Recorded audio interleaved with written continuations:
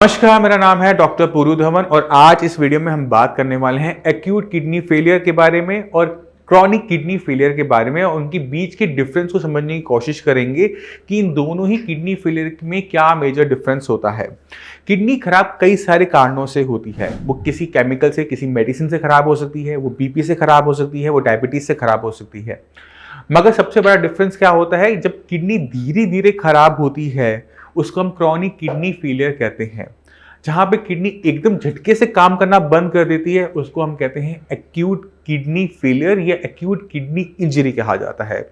जब कभी आपकी किडनी एकदम काम करना बंद कर देती है तो हम क्या देखते हैं कि क्रिएटिनिन लेवल, यूरिया लेवल जो पिछले हफ्ते बिल्कुल नॉर्मल थे, आज वो सीधा ही 10, 11, 12 तक पहुंच जाते हैं। यानी बहुत कम छोटे टाइम स्पैन के अंदर किडनी का फंक्शन पूरा खत्म हो जाना, इसे कहा जाता है एक्यूट किडनी फेलियर।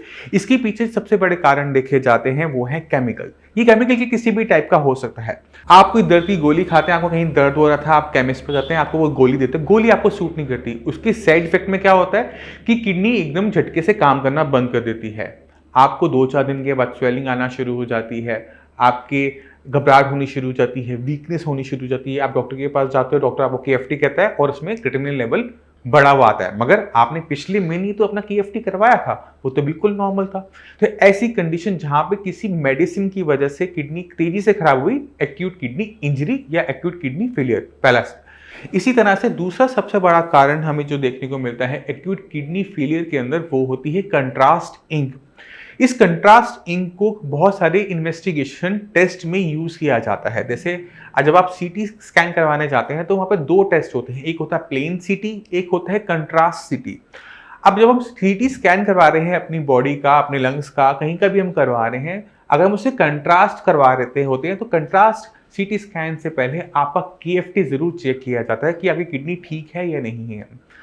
अगर आपकी किडनी ठीक भी है और आप कंट्रास्ट इंक ले लेते हैं, जरूरी है, मजबूरी है, तो कुछ केसेस के अंदर, कॉम्प्लिकेशन के अंदर हमें क्या देखने को मिलता है कि उस इंक की वजह से, उस केमिकल की वजह से किडनी ने एकदम काम करना बंद कर दिया। इसी वजह से हमने पहले टेस्ट करवाया था चेक करने की किडनी ओके है या नहीं है। ओके होने के बावजूद भी इंक के साइड इफेक्ट से ये हमें दिक्कत देखने को मिली, क्योंकि जो कंट्रास्ट इंक होती है ये आयोडीन का रेडियो आइसोटोप होता है।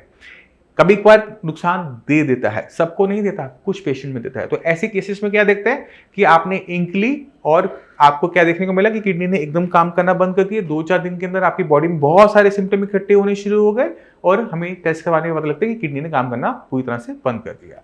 तो ये जो कंडीशन होती है जहां पे किडनी बहुत तेजी से किसी मेडिसिन या किसी केमिकल की वजह से खराब हुई, इसे हम एक्यूट किडनी इंजरी या एक्यूट किडनी फेलियर कहते हैं।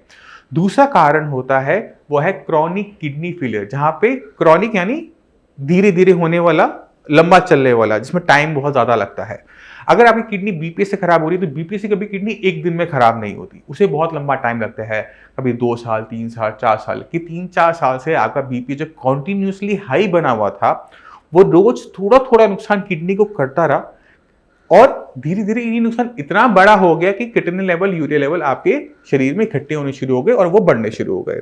इसी तरह से अगर डायबिटीज से आपकी किडनी भी खराब हो रही है धीरे धीरे, तो हम इसे क्रॉनिक किडनी फेलियर कहते हैं।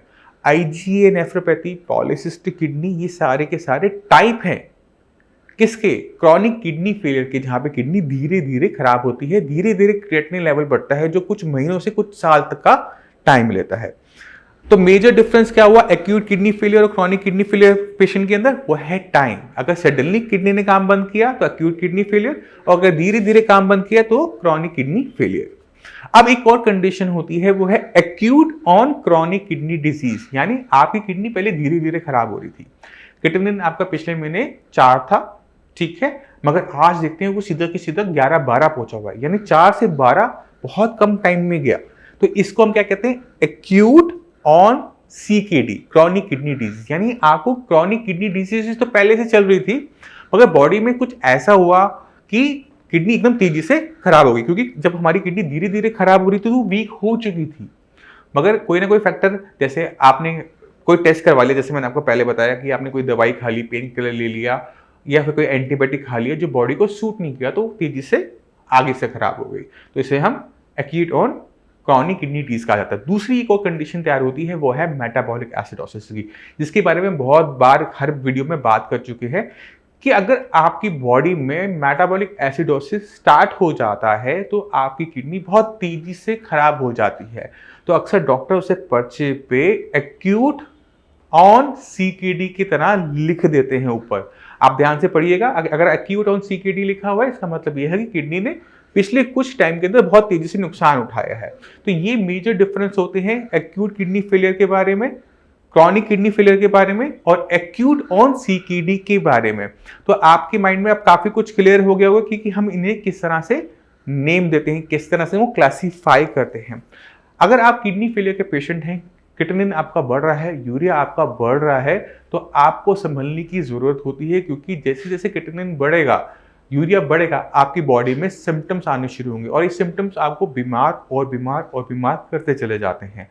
और अगर इनका ध्यान ना रखा जाए तो पेशेंट को डायलिसिस या ट्रांसप्लांट की तरफ जाना पड़ता है, जहां पर हमारी एज बहुत कम हो जाती है, लाइफ एक्सपेक्टेंसी बहुत शॉर्ट हो जाती है। अब मैं चाहता हूं कि किडनी फेलियर पेशेंट में किस तरह से आराम आता है जब हम सही तरीके से किडनी पे काम करते हैं, उसके लिए मैं कुछ रिपोर्ट्स और टेस्टिमोनियल्स आपको देख के जा रहा हूं। आप इसे देखिएगा, समझिएगा और आपके माइंड में जो भी डाउट हो, कुछ भी पूछना चाहते हो तो आप हमारे डॉक्टर से कॉल कर सकते हैं, उनसे बात कर सकते हैं। नमस्कार, मेरा नाम है डॉक्टर पुरु धवन। आज मैं आपके लिए कोई किडनी पे इन्फॉर्मेशन लेके नहीं आया। आज मैं आपके लिए लेकर आया हूँ एक ऐसे पेशेंट की सच्ची कहानी जिससे कहीं ना कहीं आप भी रिलेट कर पाएंगे। जब किसी भी पेशेंट की किडनी खराब होनी शुरू होती है, ना सिर्फ उसको किडनी का नुकसान होता है बल्कि उसको फाइनेंशियल नुकसान भी होता है, उसे मेंटल ट्रॉमा भी होता है, उसका पूरा परिवार उस पेशेंट के साथ सफ़र करता है। ये कहानी है कंवलजीत सिंह की, जिनकी किडनी श्रिंक हो गई हाई ब्लड प्रेशर की वजह से। देखिए, मुझे तो इस बीमारी का नाम पता था, लेकिन लड़का परेशान हो रहा था।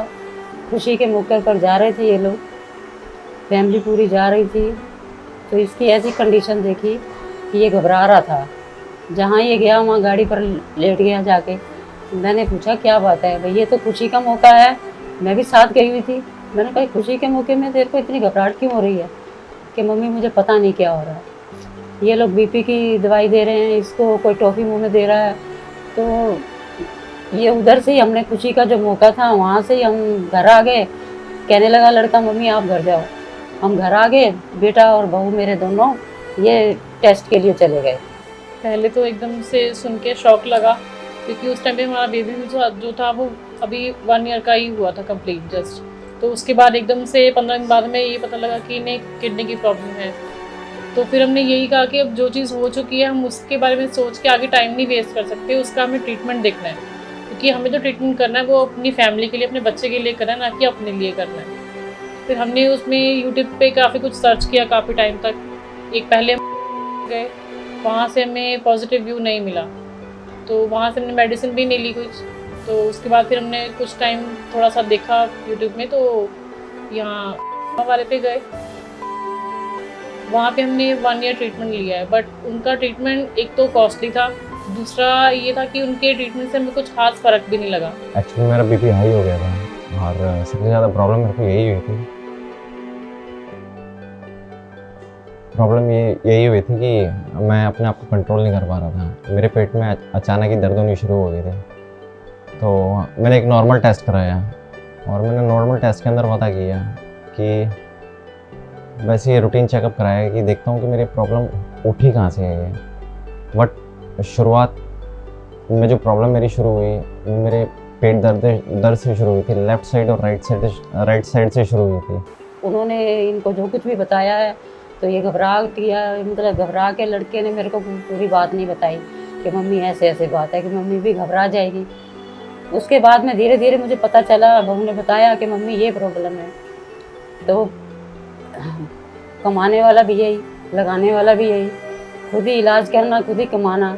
ऐसी कंडीशन में फिर हिम्मत रखी इस लड़के ने, बेटे ने भी बहू ने भी, दोनों ने हिम्मत रखी। ये जहाँ गए थे इलाज कराया इन्होंने, वहाँ इनको ठीक नहीं लगा।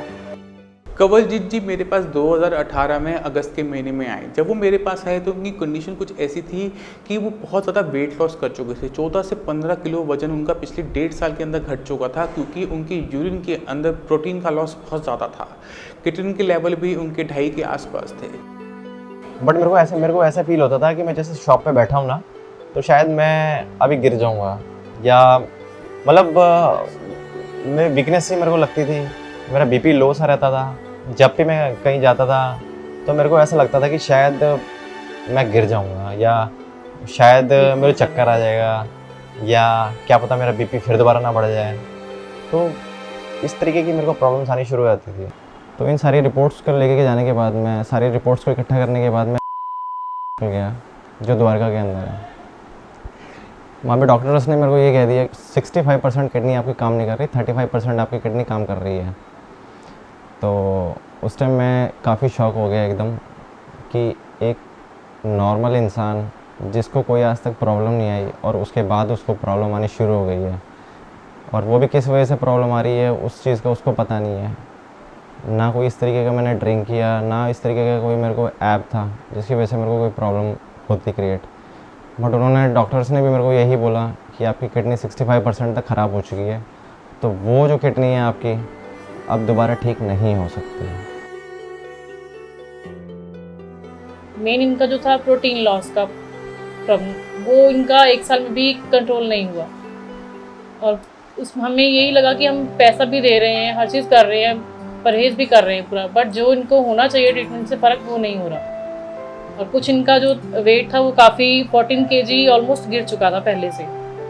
उसकी वजह से जो फिर हमने डॉक्टर चेंज करने की सोची, तो हम यहाँ साई संजीवनी में गए पुरु सर के पास। उनका भी हमने यूट्यूब पे वीडियो ही देखा था, तो वहाँ से हमने एड्रेस लेके पुरु सर के पास गए। तो उनसे हमने बातचीत, जो फर्स्ट मीटिंग हमारी हुई थी उसी में हमें लगा कि हाँ, कि जैसे जिस वे में वो बात करते हैं काफ़ी फैमिलियर लगता है।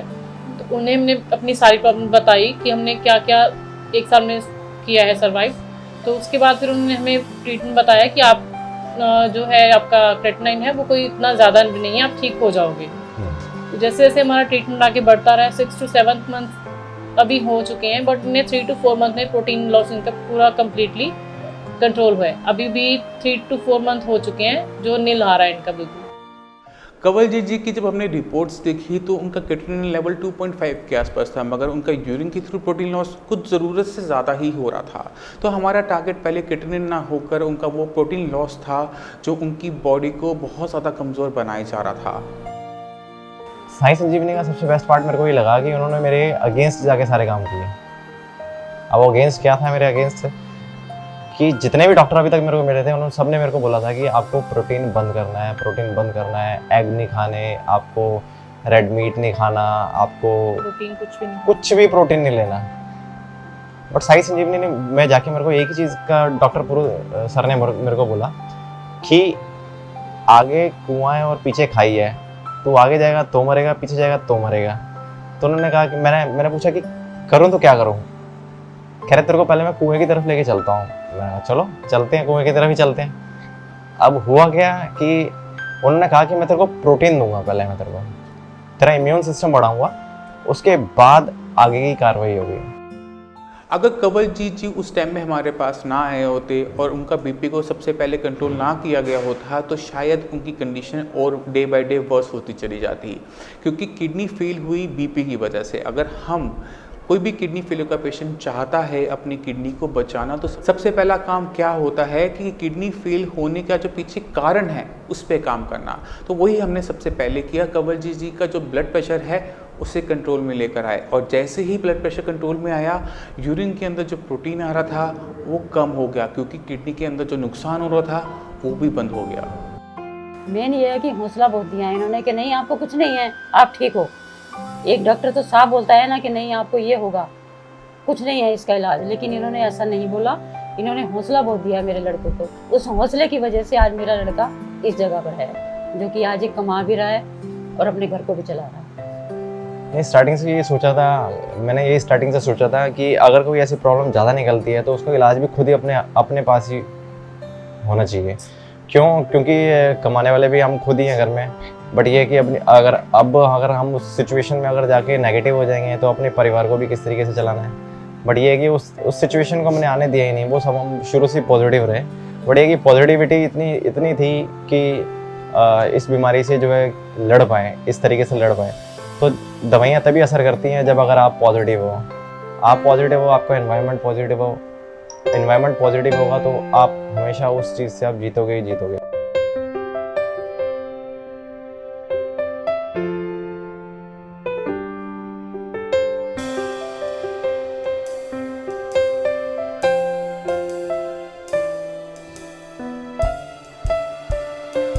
जब भी कोई प्रॉब्लम्स आती है ना किडनी की, तो इस तरीके से ही रोया जाता है, क्योंकि एकदम से कभी तो जब शॉक लगता है तब भी रोया जाता है, और जब ठीक होते हैं तब भी रोया जाता है। तो यही प्रॉब्लम जो सॉल्व की है ये साई संजीवनी की तरफ से प्रॉब्लम सॉल्व हुई है, जिसकी वजह से रोना भी आता है और खुशी भी आती है। हाँ, आज मैं खुश हूँ, ये चीज़ है। एक डॉक्टर होने के नाते बहुत अच्छा लगता है जब किसी पेशेंट की कंडीशन सुधार होती है, किडनी लेवल डाउन होते हैं, जब ये दुख के आंसू खुशी में बदल जाते हैं, यही एक डॉक्टर के लिए सबसे बड़े अवार्ड होते हैं, यही सबसे बड़े रिवॉर्ड होते हैं।